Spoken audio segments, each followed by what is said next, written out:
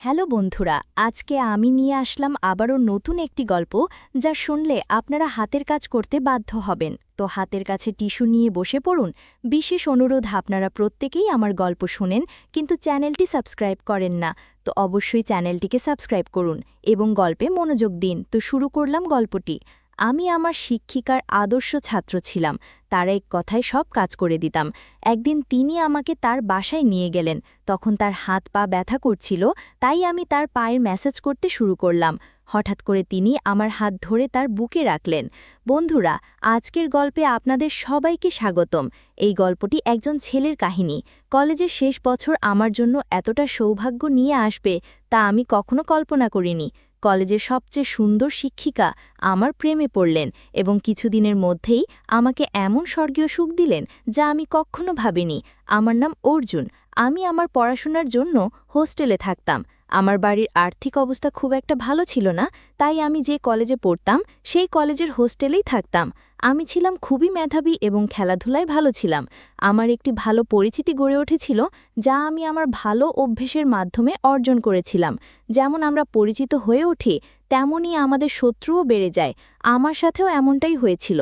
কখনো কারো সাথে আমার ঝগড়া হতো না, তবুও কেশব নামে একটি ছেলে সবসময় আমাকে কোনো না কোনো বিপদে ফেলার চেষ্টা করত। কেশব ও তার দল ৫৬ জন মিলে একটি গ্রুপ তৈরি করেছিল। একদিন লেকচার শেষে ক্লাস থেকে বের হওয়ার সময় একটি মেয়ের হাত থেকে তার বইগুলো পড়ে গেল। তাকে বিপদে দেখে আমি সাহায্য করতে এগিয়ে গেলাম, কিন্তু সে আমার উপর অভিযোগ আনল যে আমি তাকে প্রপোজ করছি।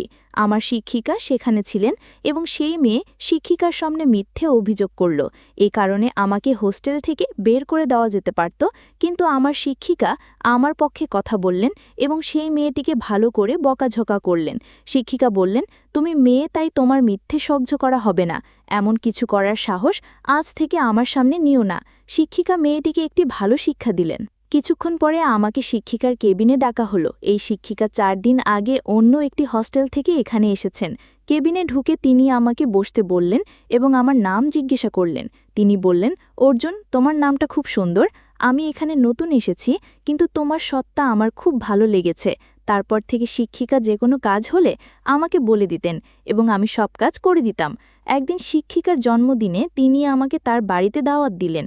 রাত ৯টার পরে হোস্টেল থেকে বাইরে যাওয়া নিষেধ ছিল, তাই আমি যেতে না চাইলে তিনি বললেন, তুমি ৬টায় চলে এসো, তোমাকে পরে হোস্টেলে পৌঁছে দেওয়ার দায়িত্ব আমার। তার একটা অনুরোধে আমি সন্ধ্যায় তার বাড়িতে গেলাম। শিক্ষিকার বাড়ি খুব সুন্দর ছিল। তিনি নিজে গেট থেকে আমাকে নিয়ে গেলেন। তার বাড়িটি খুব পরিষ্কার এবং সুশৃঙ্খল ছিল। এতদিন পর আমি একটি পূর্ণাঙ্গ এবং সুন্দর বাড়ি দেখলাম। তার বাড়িতে প্রবেশ করার পর দেখি আমাদের ছাড়া আর কেউ নেই। জন্মদিনের কেক টেবিলে রাখা ছিল। আমি তাকে জিজ্ঞাসা করলাম, ম্যাডাম, আপনার বাড়িতে আর কেউ নেই? তিনি হেসে বললেন, না, আমি একাই থাকি। আমি জানতে চাইলাম, আপনার স্বামী কোথায়? তিনি বললেন, আমার বিয়ে হয়নি, আমি সিঙ্গল থাকতেই পছন্দ করি। আমি তার কথায় অবাক হলাম। তার এত সৌন্দর্য থাকার পরও তার সৌন্দর্য উপভোগ করার কেউ নেই। সেই রাতে আমি তার বাড়িতে ডিনার করলাম। তার হাতের রান্নাও ছিল অত্যন্ত সুস্বাদু। কথা বলতে বলতে রাত ৯:৩০ হয়ে গেল। আমি ম্যাডামকে বললাম, এখনও আমাকে যেতে হবে, অনেক দেরি হয়ে গেছে। ম্যাডাম বললেন, এখন এত তাড়াহুড়ো কেন, আরও কিছুক্ষণ থাকো। কিছুক্ষণ পরে ম্যাডাম তার রুমে চলে গেলেন। ভেতর থেকে তিনি আমাকে ডাক দিলেন। আমি রুমে গিয়ে চোখ বন্ধ করে বললাম, ম্যাম সরি, আমাকে ক্ষমা করুন। আমি ভেবেছিলাম আপনি আমাকে ডাকছেন। ম্যাডাম বললেন, অর্জুন, আমি সত্যিই তোমাকে ডাকছিলাম। আমি ভেবেছিলাম কেন কাপড় পরিবর্তনের সময় তিনি আমাকে ডাকলেন। তখন ম্যাডাম পেছন দিকে দাঁড়িয়ে বললেন, আমার ব্লাউজের হুক খুলতে আমার হাত পৌঁছাচ্ছে না, তুমি কি আমাকে সাহায্য করবে? তার কাপড় স্পর্শ করার সাহস আমার ছিল না, কিন্তু তাকে সাহায্য করা আমার জন্য গুরুত্বপূর্ণ ছিল। আমি তার ব্লাউজের হুক খুলে দিলাম এবং কাজ শেষ হলে রুম থেকে বের হয়ে এলাম। সেই রাতে আমি তার বাড়িতে থেকে গেলাম। সকালে আমি তার সাথে হোস্টেলে এলাম।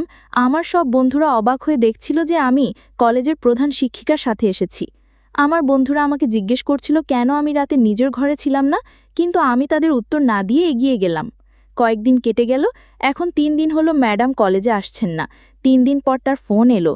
তিনি বললেন, অর্জুন, আমাকে একটু সাহায্য করো। তার এক কথায় আমি দৌড়ে তার বাড়িতে গেলাম। সেখানে গিয়ে দেখি তার মুখ পুরোপুরি ম্লান। তিনি ঠিকভাবে হাঁটতে পারছিলেন না। আমি তার শারীরিক অবস্থা সম্পর্কে জিজ্ঞেস করলাম এবং জানলাম তার কোমরে মচকেছে। এই কারণেই তিনি গত ২ দিন ধরে কলেজে আসছেন না। আমি তার জন্য মেডিকেল থেকে ওষুধ নিয়ে এলাম। তখন তিনি বললেন, অর্জুন, ৩ দিন ধরে আমি ওষুধ খাচ্ছি, কিন্তু কোনো পরিবর্তন অনুভব করছি না। তুমি কি আমার কোমরে গরম তেল দিয়ে মালিশ করতে পারবে? হয়তো এতে আমি আরাম পাবো। আজ পর্যন্ত আমি তার কোনো কাজেই না বলিনি। আজ তো তিনি সত্যিই আমার সাহায্যের প্রয়োজন, তাই আমি কিভাবে না বলি। আমিও চেয়েছিলাম যে তিনি দ্রুত সেরে উঠুন, তাই বিনা দ্বিধায় আমি তার কোমরের মালিশ শুরু করলাম। আমার হাত যখন তার কোমরে ঘুরছিল তখন তার মুখ থেকে শব্দ বের হচ্ছিল, হয়তো তার অনেক ব্যথা হচ্ছিল। ম্যাডাম যুবতী ছিলেন, তার কোমরে নজর পড়তেই আমি মনোযোগ হারাতে লাগলাম, কিন্তু আমি নিজেকে সামলালাম এবং সেখান থেকে বেরিয়ে এলাম। ম্যাডাম বললেন, তুমি চাইলে দিনে কলেজে যেতে পারো, কিন্তু দয়া করে কয়েকদিন রাতে আমার সাথে থাকো। যখন আমি একটু ভালো অনুভব করব তখন আমি নিজেই তোমাকে চলে যেতে বলবো। তিনি খুবই একা ছিলেন, তার সাহায্যের জন্য আশেপাশে আর কেউ ছিল না। আমি সেখানে থাকবো কিনা এই নিয়ে চিন্তা করছিলাম। তখন ম্যাডাম বললেন, অর্জুন, সংকটের সময় আপন জনেরাই পাশে থাকে। আমি তোমাকে আপন ভেবে এখানে থাকতে বলেছি, কিন্তু যদি তোমার ইচ্ছে না হয় তাহলে কোনো সমস্যা নেই। ম্যাডাম খুবই দুঃখিত হয়ে পড়লেন। তখন আমি বললাম, ম্যাডাম, আপনি আমার আপনজন, আপনি একদম চিন্তা করবেন না। যতদিন আপনি ভালো বোধ করবেন না ততদিন আমি এখানে থেকে যাব। আমার কথা শুনে ম্যাডাম খুশি হলেন। রাতে আমি নিজেই তার বাড়িতে রান্না করলাম। গত 5 বছরে অনেক কিছুতেই অভ্যস্ত হয়ে গিয়েছিলাম। আমার হাতের রান্না খেয়ে ম্যাডাম খুব খুশি হলেন। তারপর তিনি আমার হাত ধরে হঠাৎ করে চুমু খেলেন। তার জন্য এটা স্বাভাবিক ছিল, কিন্তু আমার জন্য এটা একেবারেই স্বাভাবিক ছিল না। ঘুমানোর আগে আবার তার কোমরে মালিশ করলাম। মালিশ করে যখন আমি হলের বাইরে ঘুমাতে যাচ্ছিলাম তখন ম্যাডাম আমাকে থামালেন। তিনি বললেন, আজ তুমি আমার ঘরেই ঘুমাবে। রাতে যদি কোনো কিছুর প্রয়োজন হয় তাহলে আমি তোমাকে জাগাতে পারবো। তার বিছানায় তার পাশে ঘুমাতে আমার অস্বস্তি হচ্ছিল, কিন্তু সত্যিই তার আমার সাহায্যের প্রয়োজন ছিল, তাই আমি সেখানে ঘুমাতে রাজি হয়ে গেলাম। ঘরের আলো নিভতেই আমি ঘুমিয়ে পড়তে লাগলাম। হঠাৎ আমি অনুভব করলাম কেউ আমার উপর হাত বোলাচ্ছে।